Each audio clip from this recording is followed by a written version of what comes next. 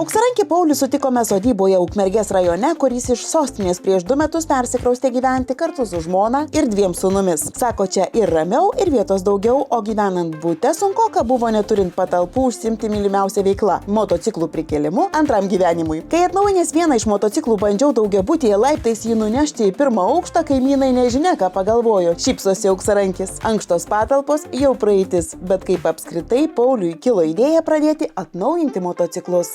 Pabiški pas mane atkeliavo, viskas prasidėjo realiai, kaip ir pas visus jaunus berniokus, vaikus, tai ten, žinai, su kokiu mopedu, su motoroleriu važinėjai, tai ten nebuvo, kad kažkoks hobis, tiesiog laiko praleidimas. Pabiški, nusiperki vieną, patvarkai, ten kažką bandai pataisyti, prikelti, nusiperki kitą, ir tai pabiški, va taip auga, pradedi išmoksti tvarkyti, tai kažkas paprašo, žiūrėk, gal tu man gali ten patvarkyti, va čia sugebi, vienam patvarkai, kitam, žiūriu paskui, kad, man jau pradeda nesuderino iš valdiško darbo ir jau tų užsakymų prieina ir taip tada pagalvoji, kad, tų 2 kėdžių neatsisėsi, tai teko priimti sprendimą, kad gal aš prie savo hobio liksiu, tai va taip ir atsirado, pabiški, palaipsniui, va taip, mokaisi, kažką tobulėjai ir rezultatė dabar yra va taip, kad jau pagrindinis duonos šaltinis motociklai. Pauliaus teiraujamės, kiekgi laiko trunka vieno motociklo atnaujinimas ir sugrąžinimas į gyvenimą. Atsakymas gerokai jūs nustebins. Nemažai užtrunka.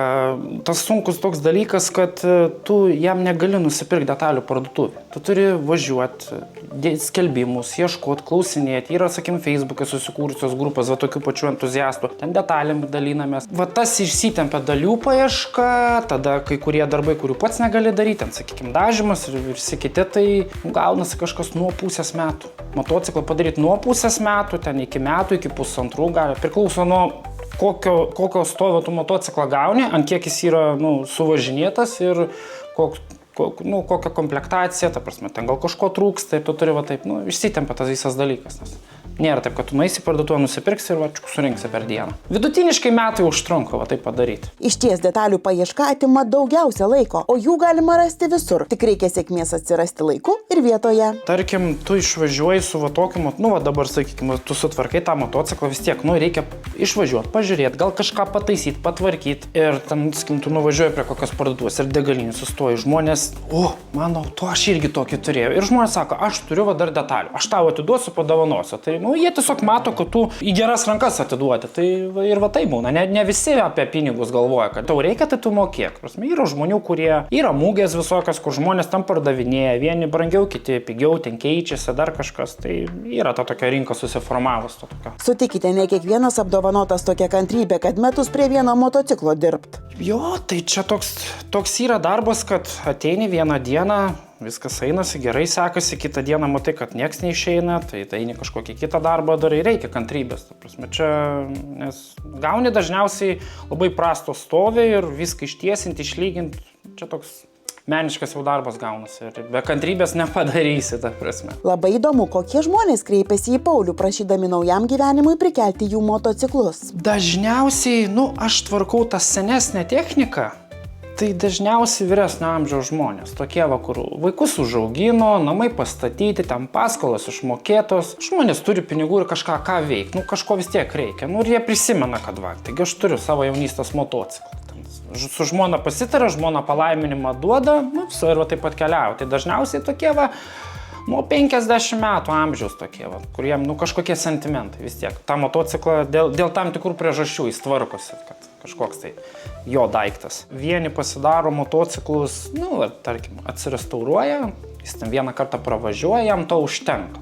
Pasistato, mano motociklas padarytas ir viskas. Kiti žmonės juos kaip ir transporto priemonę naudoja. Nėra, kad, sakykime, žinai, su tokiu motociklu tu čia niekur nenuvažiuosi. Žmonės važinėja daug, yra į kelionės važiuoja, yra renginiai visokie organizuojami, kad, tą techniką pagal paskirtį naudoti. Ir kai kurie į didesnės kelionės, ten ne Lietuvos ribos išvažiuoja. Čia toks sakau, vieni pastatyti muziejų, o kiti, žinai, aš galbūt su tuo 50 metų senumo motociklu pavažinėsiu kažkur. Ne paskutinėje vietoje, ko gero, ir motociklo prikelimo kaina. Tikėtina, kad ji labai aukšta, jei žmogus metus užsiima jo reanimaciją. Tu realiai, tu vis tiek, tu dirbi Nu, tu turi normalią kainą pasakyti žmogui, kad jis važiuotų. Nėra tikslo sėdėti va čia atsisėdus su kavos podeliu ir užsikelti didžiulę kainą. Tiesiog žmonės nevažiuos, tai kam to reikia. Tai kaina, saka, nėra pigų, čia iš tikrųjų, nu, čia suaugusių vyrų žaislai, ta prasme, kurie brangiai kainuoja. Sakykim, motociklą padaryti, nu, tarkim, jeigu nuo nulio žmogus atveža visiškai suvažinėta, kur ir padangos, ir dažyti reikia, ir chromuoti viskas. Galima neblogą mašiną nupirkti už tą sumą, ta prasme, nes nu, viskas kainuoja. Tai. Bet yra žmonės, nu, turi realiai, čia kažkoks tai džiaugsmas suteikia, tai kitą kartą pagalvoji tie pinigai, nu, nenusineštų jų į kapus, čia va, sentimentai kažkokie dar kažkas tai. Dirbant tokį darbą, natūralu, kad į rankas patenka ir labai seni motociklai. Pauliau, kokia tavo patirtis? Aš daugiau dirbu prie variklių.